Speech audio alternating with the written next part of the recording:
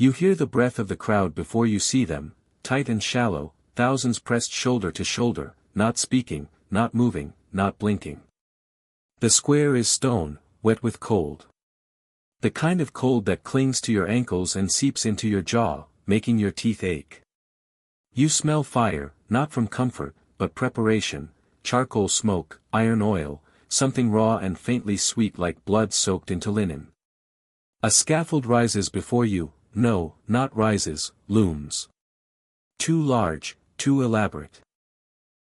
3 stories tall with painted railings and fresh sand beneath it to catch the blood. Above it, velvet canopies stretch out like wings, shielding royal eyes from what's to come, but not from what they ordered.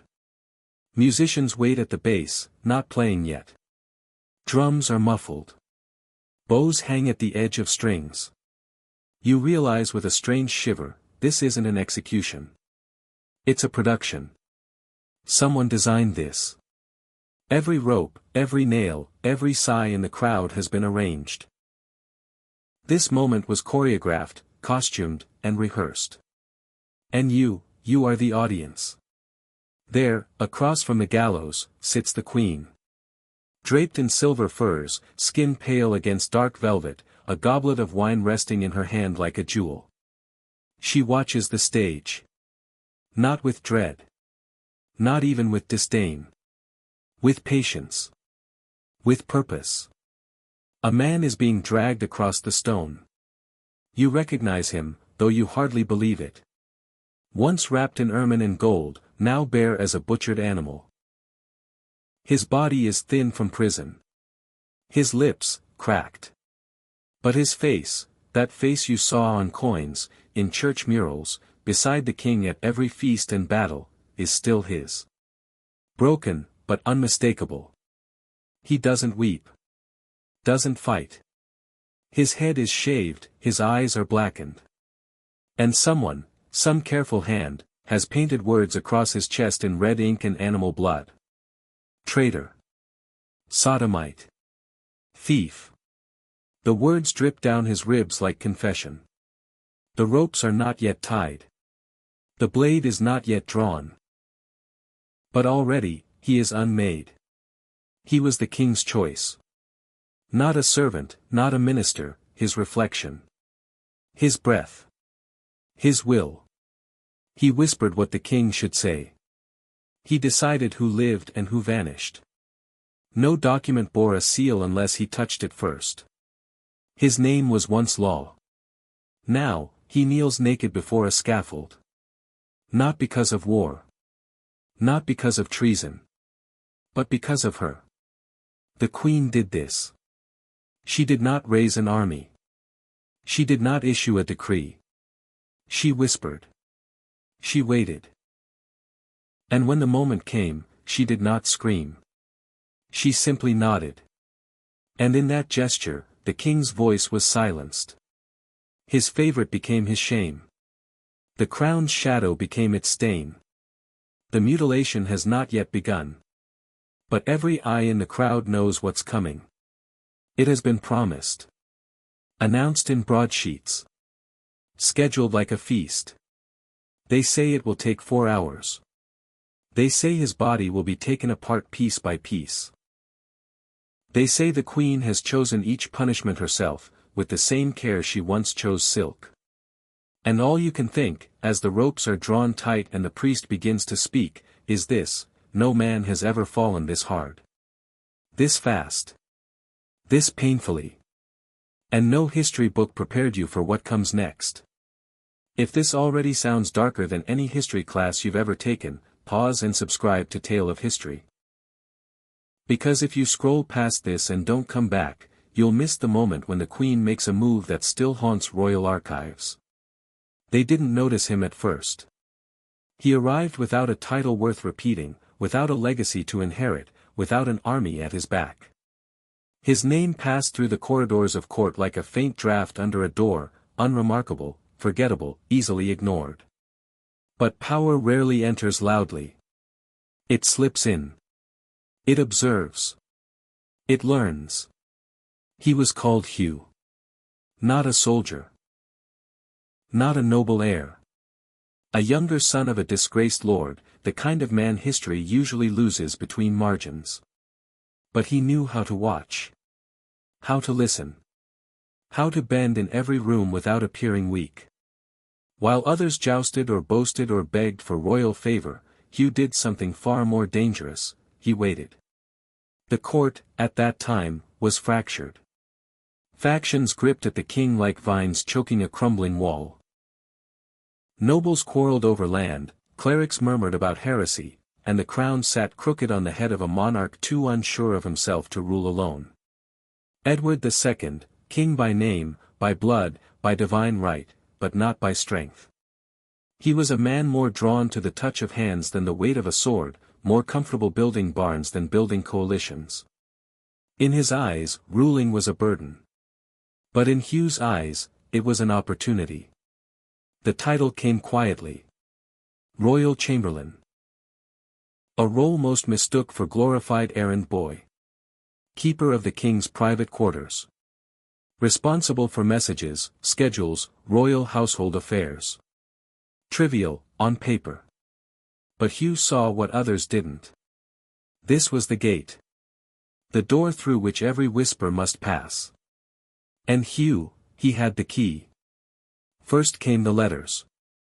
Dozens each morning, sealed with wax and urgency. Nobles begging for influence. Bishops reporting heresy. Ambassadors requesting audience. Hugh sorted them with silent efficiency. But he didn't just read them. He decided. What the king saw. What he didn't. What was burned. What was opened. Then came the meetings. Foreign lords, desperate to be heard, waited for weeks. Their gold flowed like wine into Hugh's private coffers, not for promises, but for the possibility of being added to the king's schedule. Those who paid were summoned. Those who didn't were forgotten. Soon, nothing touched the king's ears unless Hugh whispered it first. He rewrote the architecture of power not with armies, but with ink. Not with proclamations, but with silence. Those who displeased him found their letters lost. Their names struck from ledgers. Their allies suddenly distant. Their enemies, promoted. And the king, blind or willing, allowed it. Edward clung to Hugh not as a counselor, but as a lifeline. Every decision the king feared to make, Hugh made for him. Every confrontation the king feared to face, Hugh neutralized. Every failure, every embarrassment, every whisper of revolt, Hugh crushed them before the king ever heard the word. By the 3rd year of his service, Hugh was not beside the throne. He was the throne. His hand controlled every royal pardon, every land grant, every judicial appointment. He approved marriages, approved births, approved punishments. The nobles grumbled, but the king only smiled. "My dear Hugh," he would say, "you always know what I need." And Hugh did. Because what the king needed most, was someone who would never tell him the truth. The court changed. Laughter grew scarce. Eyes became cautious. Servants spoke in riddles. No one knew who might be listening.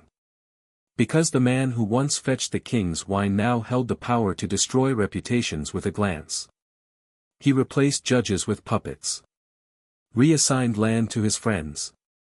Rewrote records when memory proved inconvenient. The treasury bled gold, but no one dared question where it went. It all passed through Hugh's hands. And Hugh's hands never trembled. This was not conquest with blood. This was bureaucracy turned to blade. No armies marched. No flags changed. But England, its laws, its justice, its royal will, belonged to one man. And that man did not wear a crown. He wore a smile. And when nobles dared challenge him, they found themselves exiled for obscure infractions. When bishops protested, their letters never reached Rome. When whispers grew too loud, Hugh made sure they stopped breathing. He was everywhere and nowhere. The king's voice in council. The king's silence in court. A man with no birthright, no army, no crown, ruling a kingdom like a ghost with a ledger. You don't feel the corruption when it first arrives. It doesn't sting. It doesn't shout. It simply rearranges the furniture while you sleep. And when you wake up, everything belongs to someone else. That someone was Hugh. If this is your first time hearing his name, ask yourself why. Ask why history only remembers the kings and queens, and not the man who pulled their strings. And then ask yourself this: if a man could seize a throne with nothing but ink and silence, how far would he go to keep it?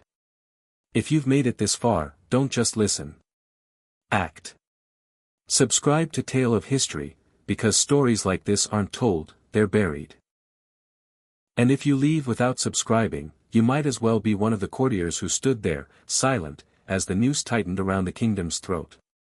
There are kings who rule with iron. There are kings who rule with fire. And then, there are kings who rule only because someone else holds them upright. Edward II did not wear his crown like a weight. He wore it like a costume. His smile, slow and uncertain, never quite reached his eyes. He could joust. He could pray. But he could not lead. The decisions that made men legends, the declarations of war, the balancing of the church, the tightening of royal purse strings, those sat like unlifted stones in his path. And into that silence stepped Hugh. Not as a commander. Not as a threat. But as something far more dangerous: comfort.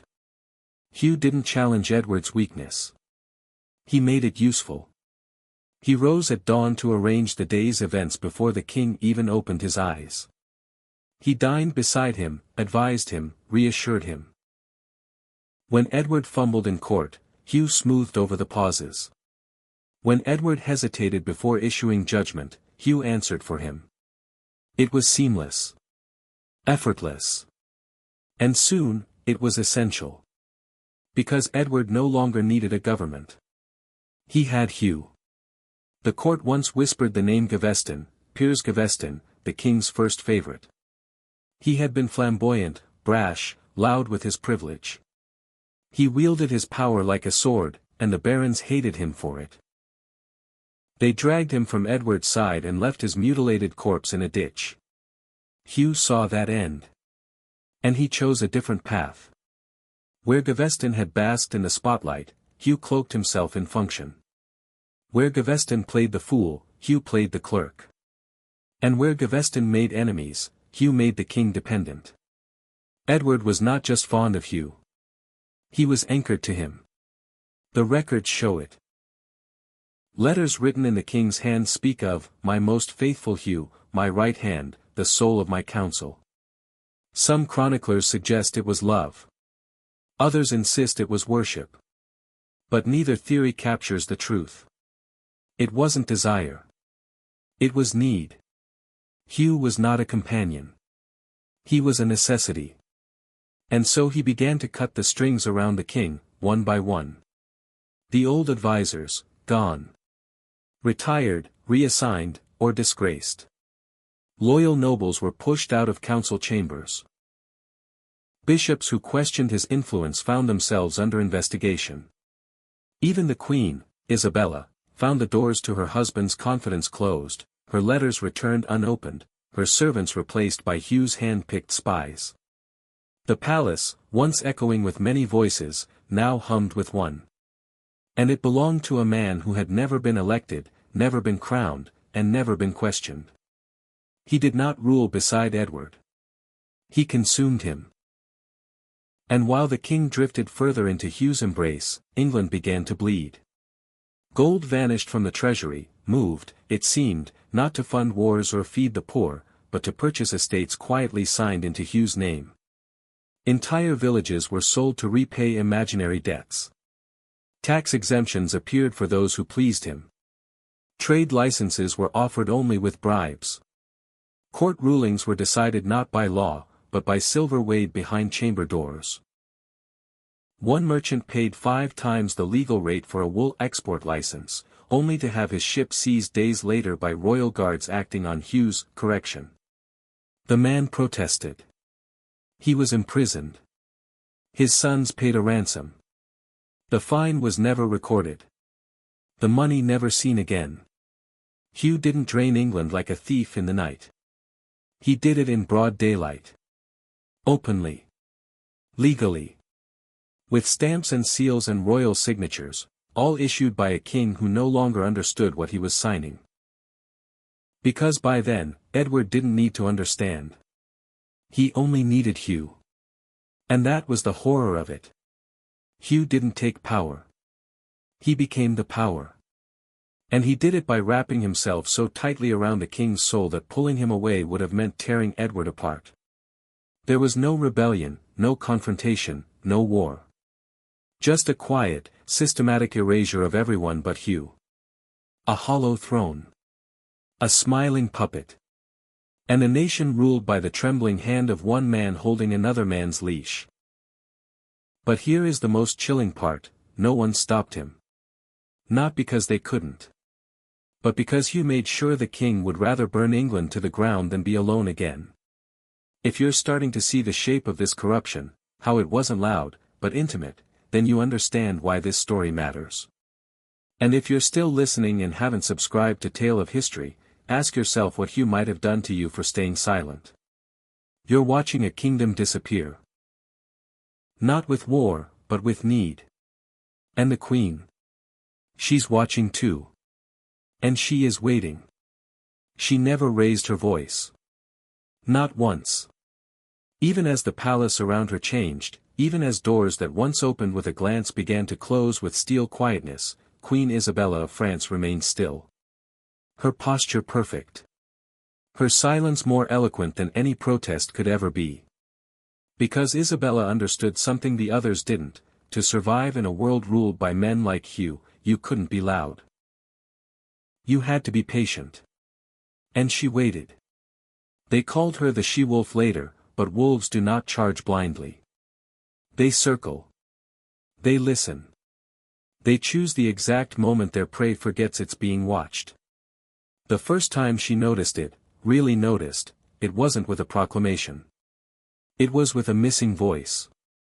Her confessor, a quiet priest from Normandy who'd guided her since girlhood, was suddenly reassigned to a post in Cornwall. No explanation. No farewell. Just gone. Then, her steward. Then, her physician. Then, the wet nurse of her youngest son. The Queen's household, piece by piece, was being dismantled. Not by royal decree, but by administrative necessity. Each departure signed by the king's hand. But Isabella knew better. The seal may have been Edward's, but the ink belonged to Hugh. She did not cry out. She did not complain. She smiled.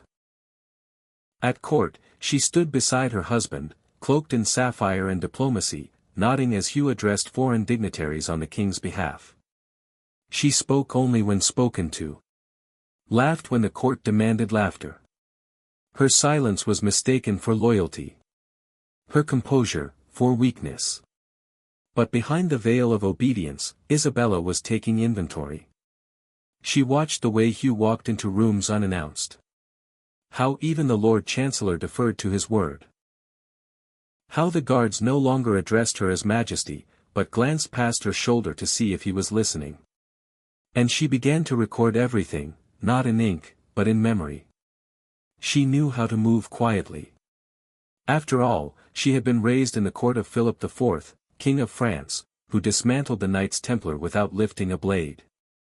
Her father taught her that vengeance is most effective when mistaken for grace. So she smiled at Hugh.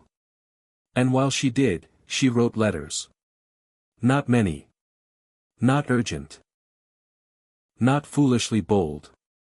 Just enough. One to her cousin in Champagne. One to a widowed duchess in Picardy. One to her brother, now King of France. Each written in French. Each wrapped in a seal of familial warmth. Each cloaked in the soft language of memory, of kinship, of home. But between the lines, something darker pulsed, a map of England's corruption, a portrait of a throne held hostage by affection, a warning of what would happen if the king's chosen voice was not removed. The letters passed through trusted hands, smugglers posing as merchants, servants who had once belonged to her father's court, monks who still remembered the bloodlines of queens. They traveled over sea and snow, and when they reached Paris, they were read in silence. Because even in France, the whispers of Hugh's tyranny had begun to echo.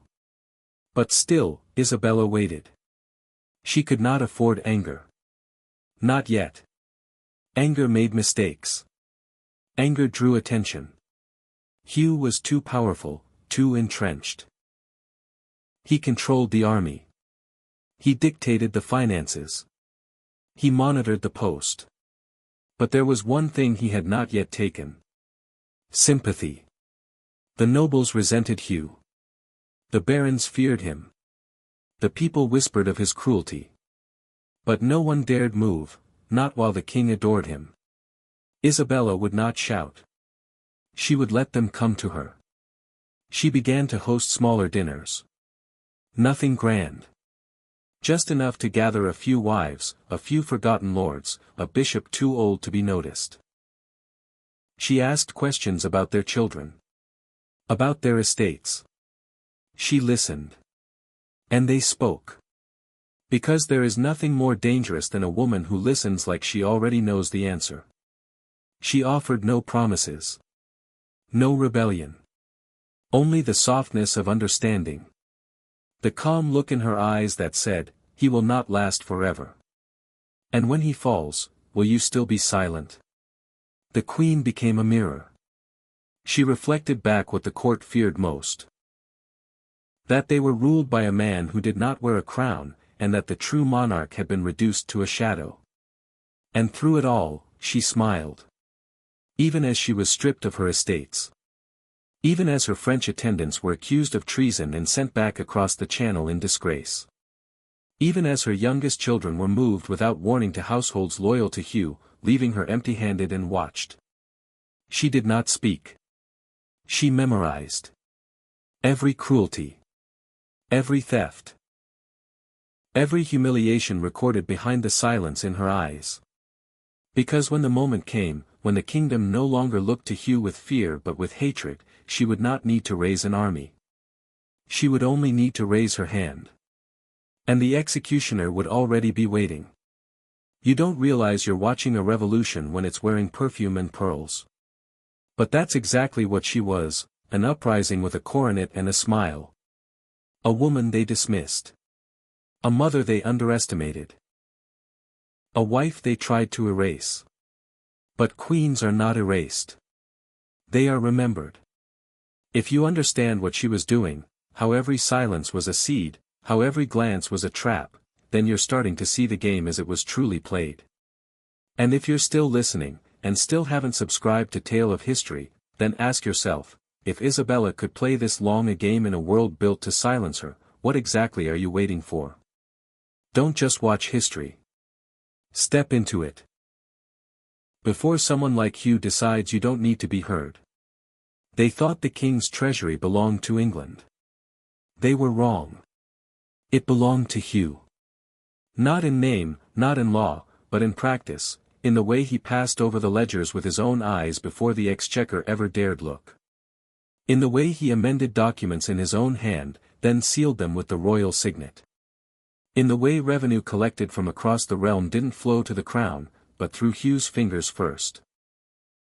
The scribes began calling him the man who counted every coin the king did not. He transformed government into a network of toll gates. Nothing passed unless a price was paid, and the toll was never fixed. Land that had belonged to noble families for generations was seized overnight. Not by war, not by rebellion, but by paperwork.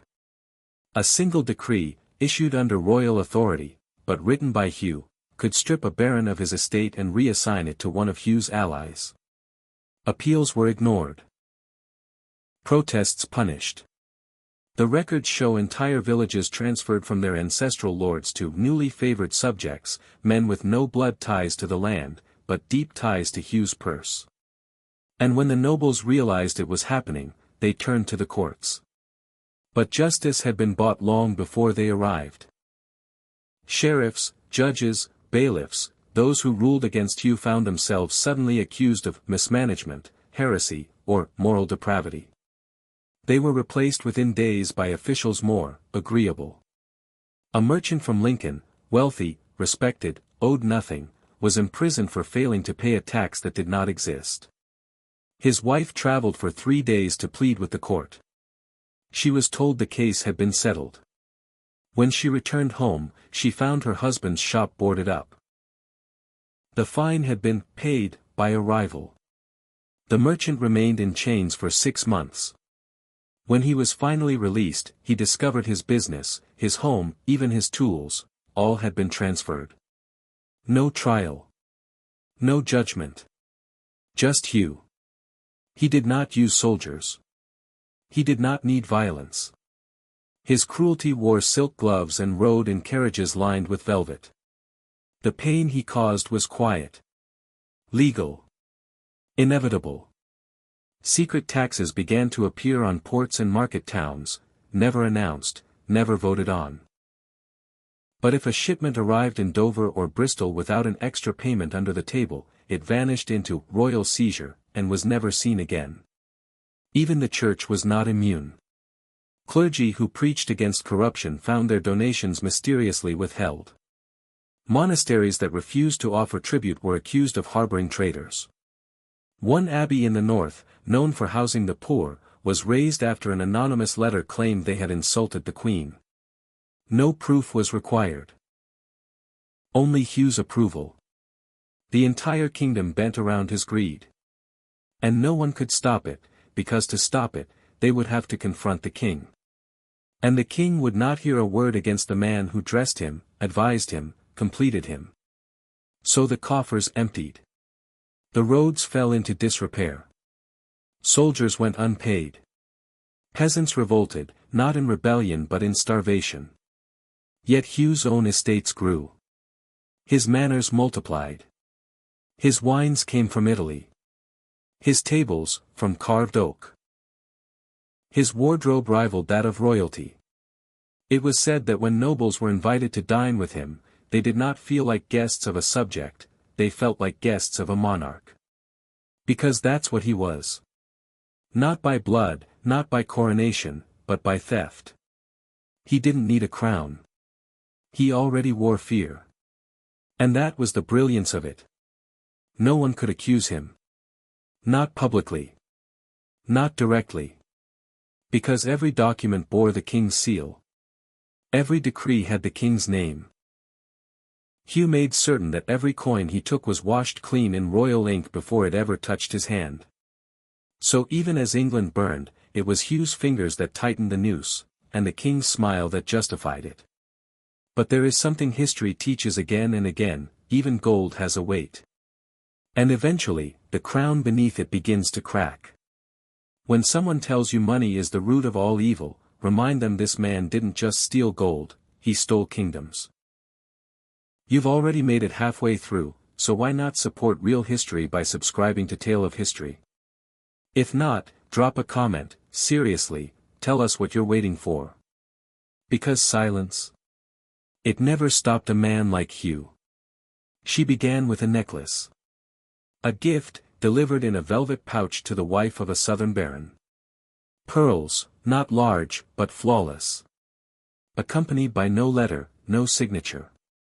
Only a folded scrap of parchment with 3 words, "You are remembered." That was how Isabella fought. Not with banners, not with battles. With memory. With whispers. With grace offered in places where Hugh had only brought silence and scorn. She had spent years watching him hollow out the kingdom like a surgeon carving into a body already too weak to scream. But now she was done waiting. No war had been declared. No banners raised. But make no mistake, the Queen had declared her counterstrike. Her court, once ornamental, stripped by Hugh's quiet purges, began to stir. It started with dinners. Small. Intimate. Invitations delivered by hand. No politics. No promises. Just warmth, and laughter, and the subtle return of dignity. Bishops who had not been summoned to the king's council in years found themselves seated beside the queen, their wine glasses filled, their past grievances never mentioned, but fully acknowledged in every gentle glance. Lords whose land had been legally reassigned were greeted at the gates by Isabella herself. Their families seated beside hers. Their children praised. Their silence purchased not with coin, but with recognition. Because what Hugh had taken was more than property. It was place. It was meaning. And Isabella gave it back. Not officially, not in writing. But in the quiet understanding that when the time came, she would remember who had stood beside her table, and who had not. She appealed to no sense of vengeance. Only to honor. To what England should have been, before the king's chamber was turned into a marketplace and his signature into a weapon. Foreign envoys began to visit more frequently. Not to see Edward, but to listen to Isabella. She spoke with care. She flattered them, asking about their daughters, their cities, their saints. And then, slowly, she made promises. Not bribes. Not alliances. But suggestions of what could be, should England return to sanity. Should the court once again serve the realm. Not a favorite's ego. In private, she began writing her own ledger, not of coin, but of names. Those who had benefited from Hugh's tyranny. Those who had carried out his orders. Those who had profited. Those who had watched and done nothing. It was not rage she recorded. It was proof. She needed allies. And not just men with swords. She needed accountants. Scribes. Bishops. Foreign lords. Disgraced nobles who knew the terrain and had nothing left to lose. And she found them. Scattered, bitter, waiting.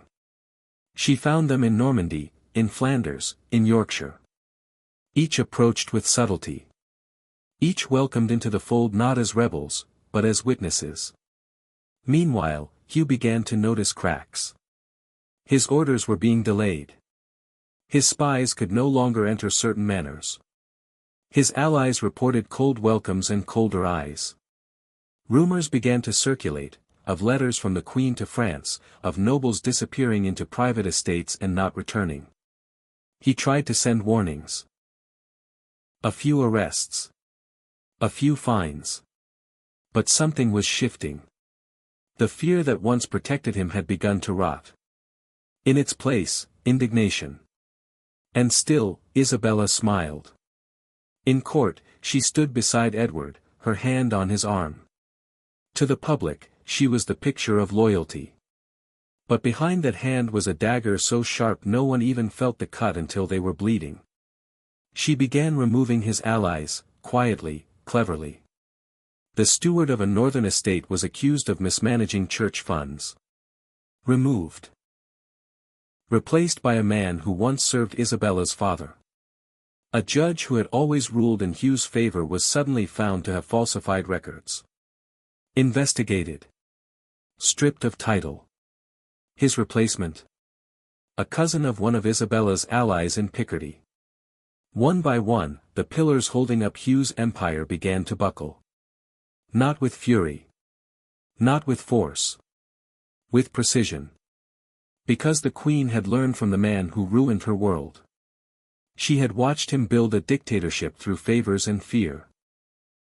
And now, she turned his methods against him, refined them. Humanized them. She understood now, power is not seized. It is seduced. And she was no longer just a wife. She was a general. But her army wore no armor. They wore rings. Robes. Smiles. And their weapons were words, memories, debts repaid. She didn't need to shout. She only needed to ask, "Do you remember who took everything from you?" And they did. Every single one of them remembered. The Queen was not building a rebellion. She was building a reckoning. You've seen tyrants fall. But have you ever watched a kingdom be reclaimed with a smile? This is how real power moves. If you've come this far and haven't yet subscribed to Tale of History, then now is the time, because we're no longer whispering. We're naming names.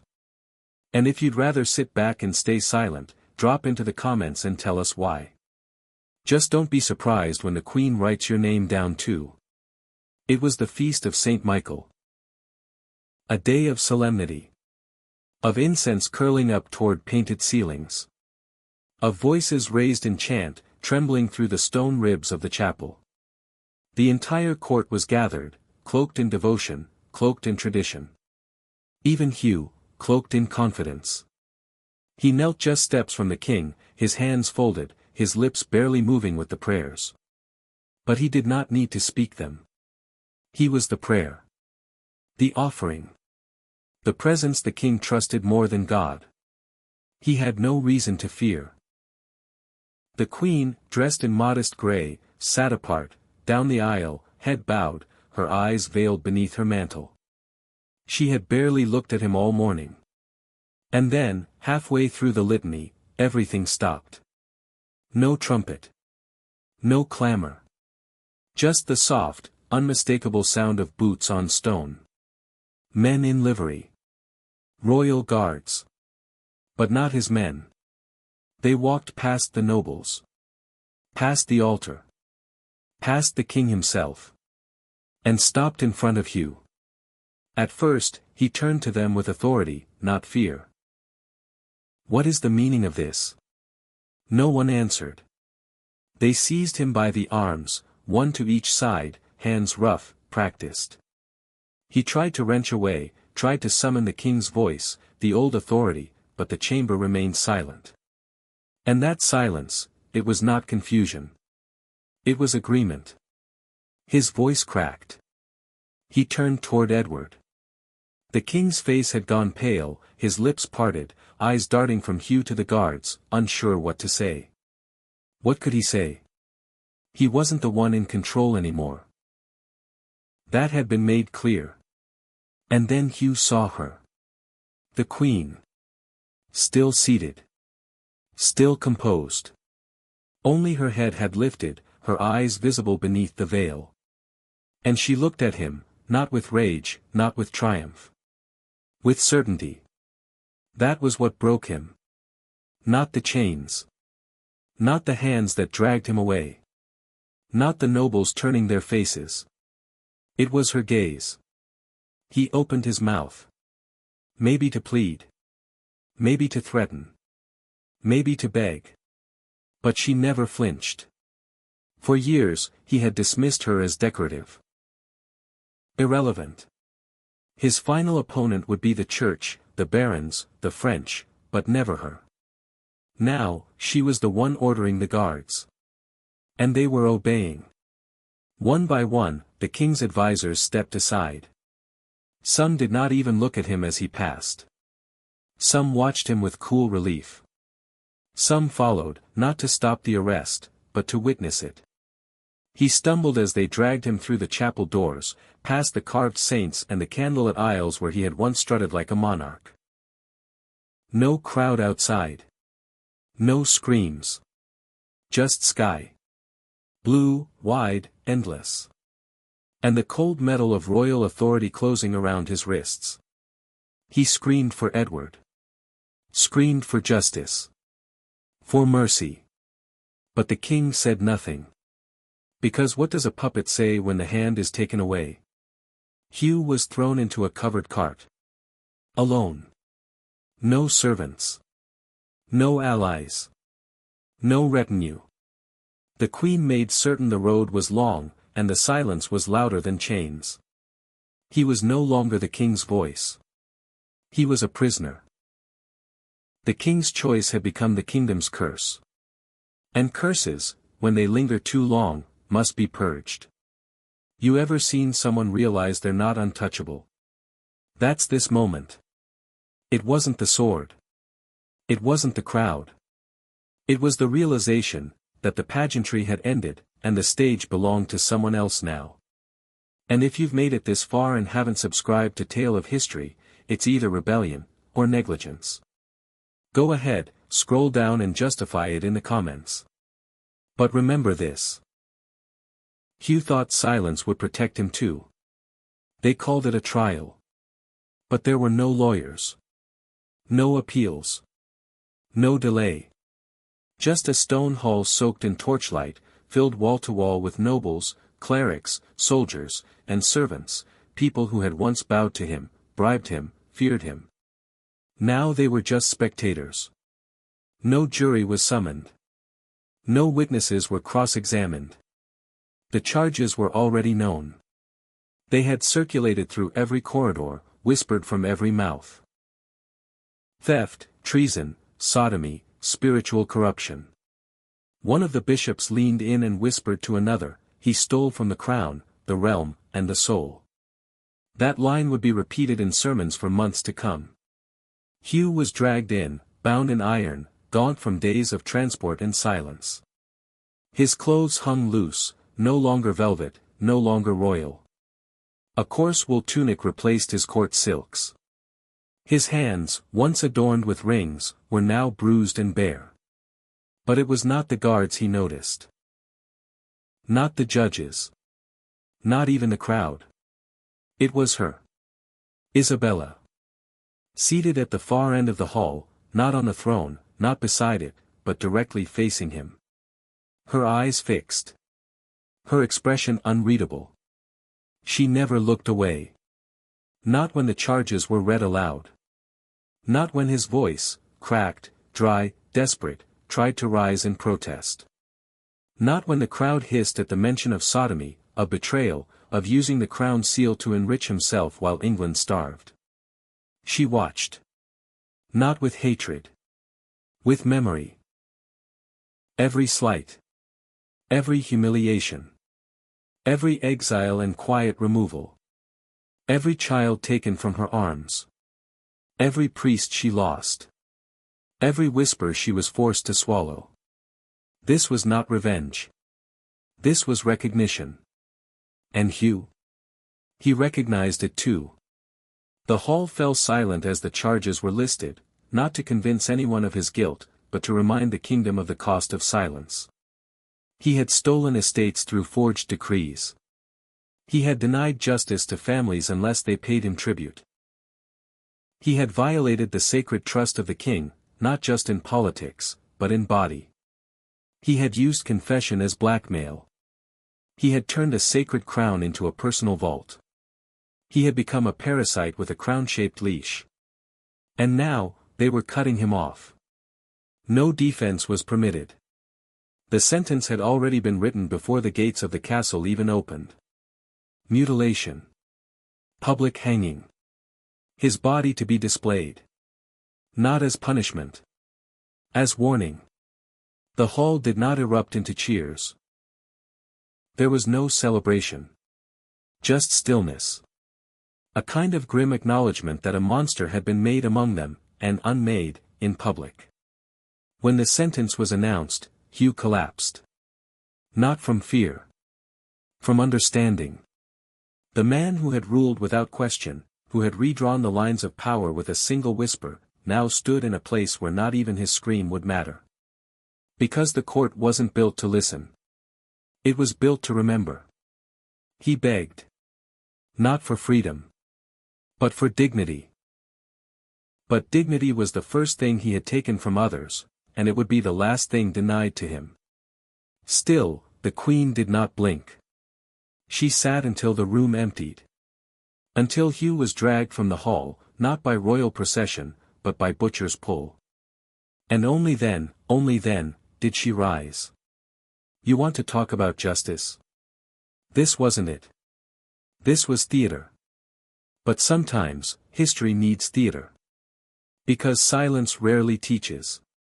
Pain does. If you've stayed with this story and haven't yet subscribed to Tale of History, you're watching it all unfold and pretending you're just an observer. Scroll down. Make a choice. Because history isn't made by watchers.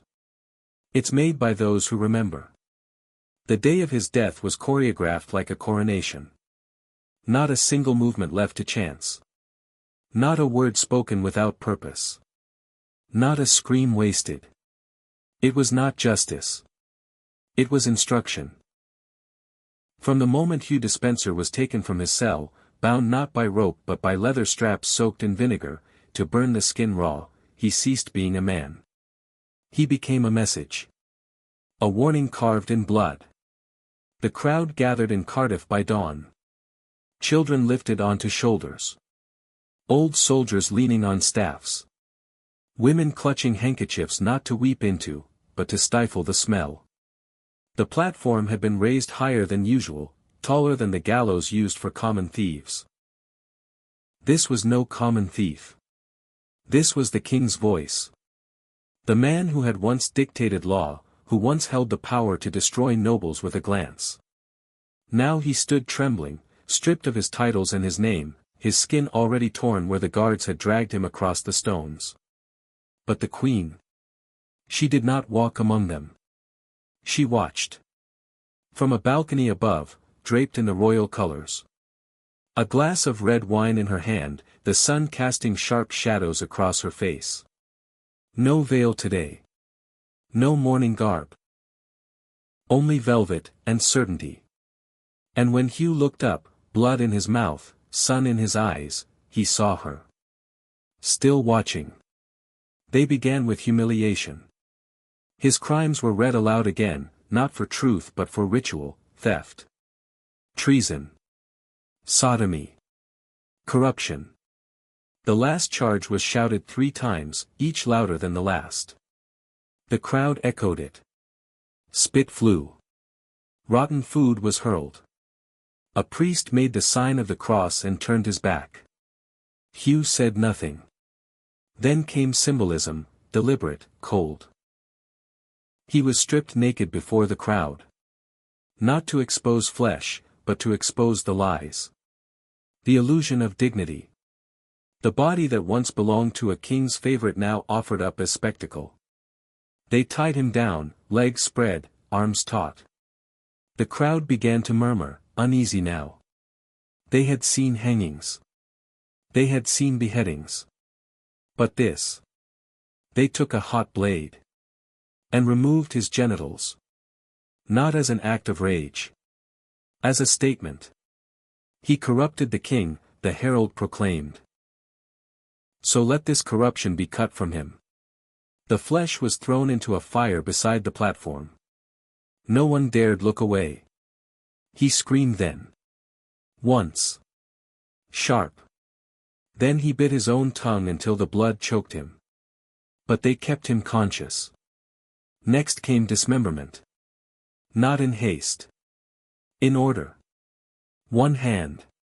Then the other. Then the feet. All deliberate. All slow. All symbolic. These were the hands that signed royal documents. The feet that walked into council uninvited. Each piece removed was thrown to a different corner of the crowd. Some people ran. Some wept. But most, watched. And above it all, Isabella sipped from her glass. Unflinching. They tied what remained of him to the gallows. Still breathing. Still blinking. The executioner stepped back and let him hang, not with the drop of mercy, but with the slow, strangled rise of pain. He kicked. Twitched. Choked on blood and air. And finally, he stopped. The crowd fell silent, not in horror, but in awe. Because what they had just witnessed, was not death. It was ritual. And above them, the queen turned. And walked inside. She had given them what Hugh took from them, fear, returned. Order, reclaimed. Power, visible. This was no execution. It was the end of an era. A final, theatrical purge of the man who had once stolen a crown without wearing it. And history never forgot. You want to know what real power looks like? It's not the sword. It's not the crown. It's the silence of a woman drinking wine while the world she rebuilt watches justice bleed beneath her. If that image stays with you, and it should, then it's time to scroll down and subscribe to Tale of History. And if you haven't yet, leave a comment. Explain what's stopping you. Because in this story, silence was the first sin. His death wasn't the end. It was the beginning of his disappearance. Not into obscurity. Not into myth. Into pieces. Because the Queen didn't just kill Hugh Despenser. She divided him, like a spoiled inheritance no one wanted to touch. And she sent those pieces across England like blood-soaked letters of intent. The head went first.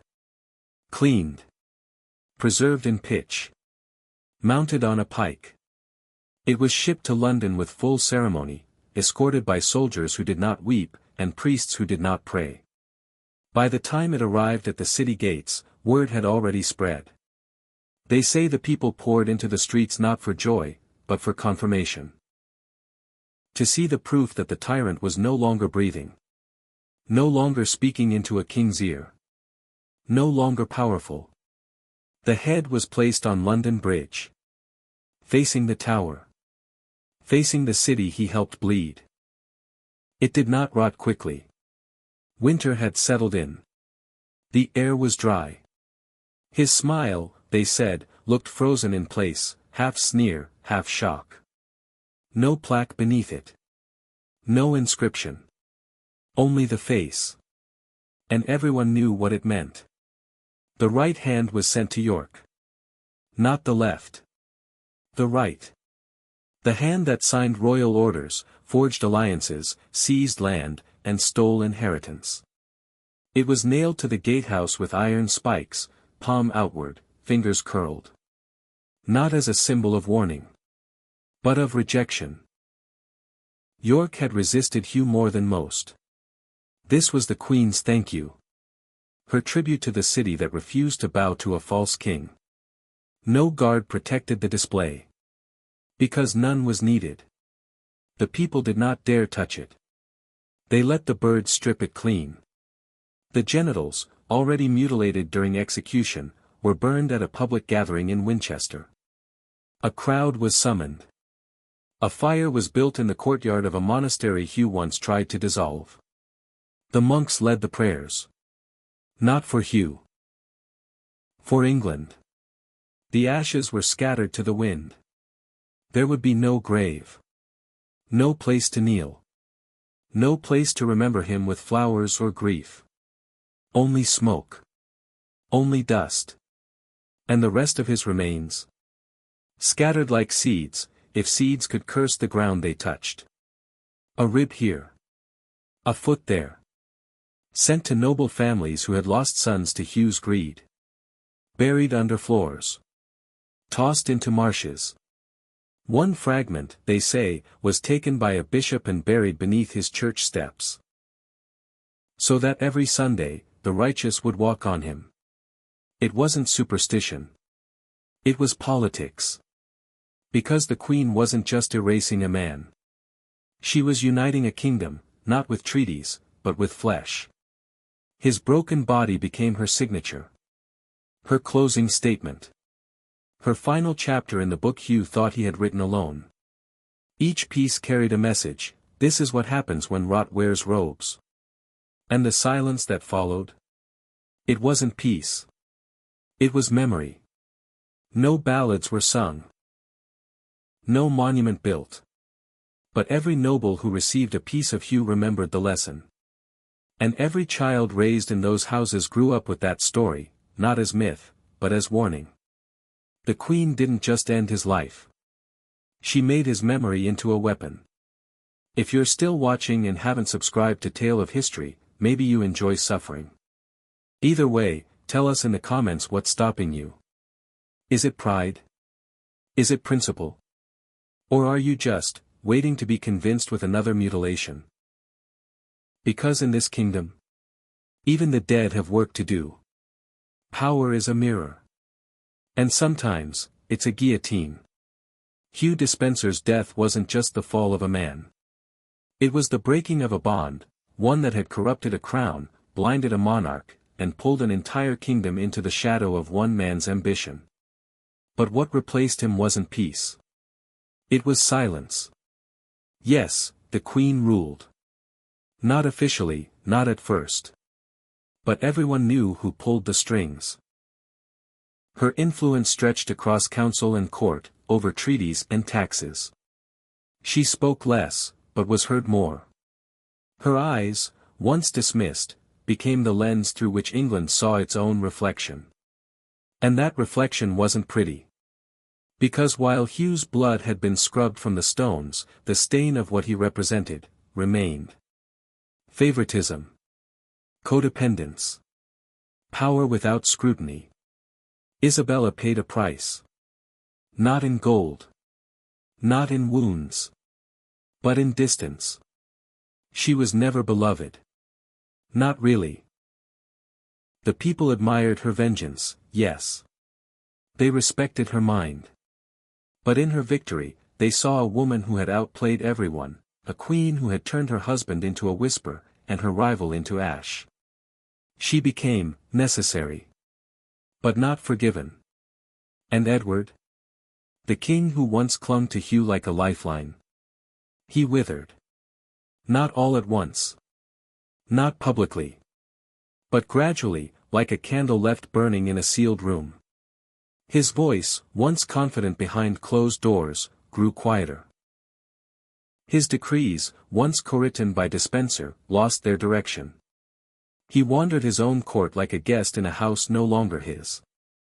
Some say he spoke to portraits. Others claim he stopped speaking altogether. No one feared him anymore. No one bowed too deeply.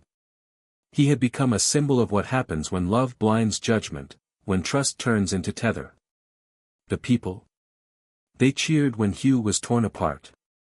They raised goblets and sang songs, swearing never again. But, never again, doesn't last long in kingdoms ruled by blood and favor. Because it wasn't long before another favorite rose. A new voice. A new face. A new promise of loyalty that came wrapped in ambition. Because power is hungry. It always needs someone to hold it. And those who hold it always believe they will be the one to do it right. Until they don't. And so the wheel turns. The question that lingered in every corridor of every castle wasn't, did Despenser deserve to die? It was. When justice becomes theater, who's really safe? Not the king. Not the queen. Not the people who cheer. Not the ones who watch. Because when politics becomes personal, and love becomes leverage, it's never just the guilty who bleed. You've heard the story. You've seen the cost. If you've watched this far and haven't subscribed to Tale of History, ask yourself, why not? Because if this was just a story to you, a spectacle to pass the time, a tale of other people in other times, you haven't been paying attention. History doesn't repeat. People do.